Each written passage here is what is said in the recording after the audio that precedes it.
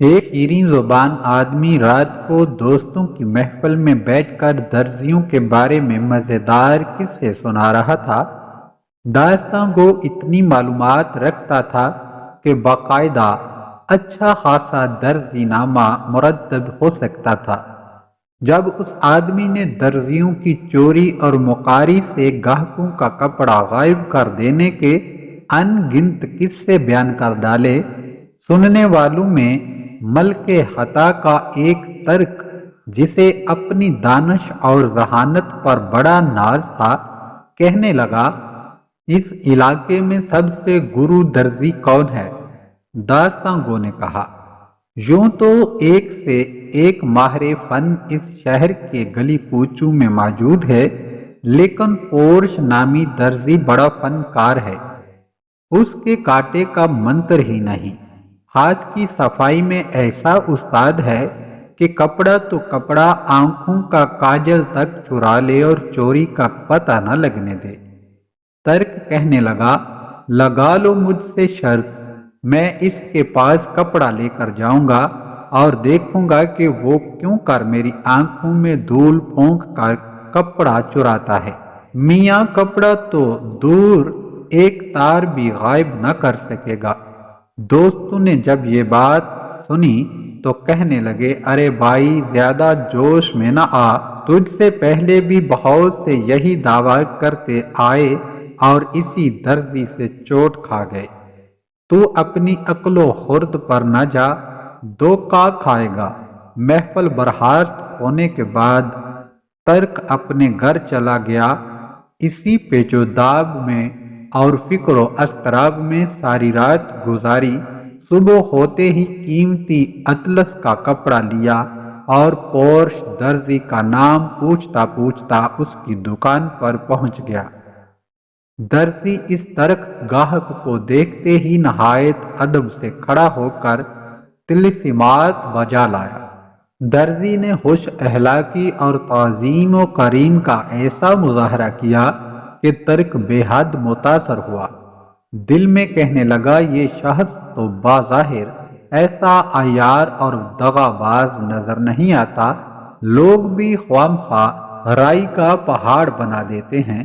یہ سوچ کر قیمتی استنبولی اطلس درزی کے آگے دھر دی اور کہنے لگا، اس اطلس کی قبہ مجھے سی دیں۔ درزی نے دونوں ہاتھ ادب سے سینے پر باندھے اور کہنے لگا، حضور قبہ ایسی سیوں گا جو نہ صرف آپ کے جسم پر زیب دے گی بلکہ دنیا دیکھے گی۔ اس نے کپڑا گز سے ناپا، پھر کاٹنے کے لیے جا بجا اس پر نشان لگانے لگا، ساتھ ساتھ ادھر ادھر کے پر لطف قصے چھیڑ دیے۔ ہنسنے ہنسانے کی باتیں ہونے لگیں جن میں ترک کو بے حد دلچسپی ہو گئی۔ جب درزی نے اس کی دلچسپی دیکھی تو ایک مزاحیہ لطیفہ سنایا، جسے سن کر ترک ہنسنے لگا۔ اس کی چوندھی چوندھی آنکھیں اور بھی مچ گئیں۔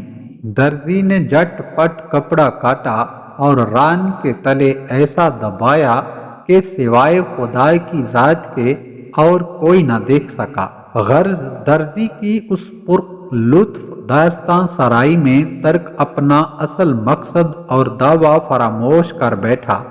کدھر کی اطلس، کہاں کی شرط، ہنسی مذاق میں سب سے غافل ہو گیا۔ ترک درزی سے کہنے لگا، ایسی ہی مزیدار کوئی اور بات سناؤ، واللہ میرا جی خوش ہو گیا۔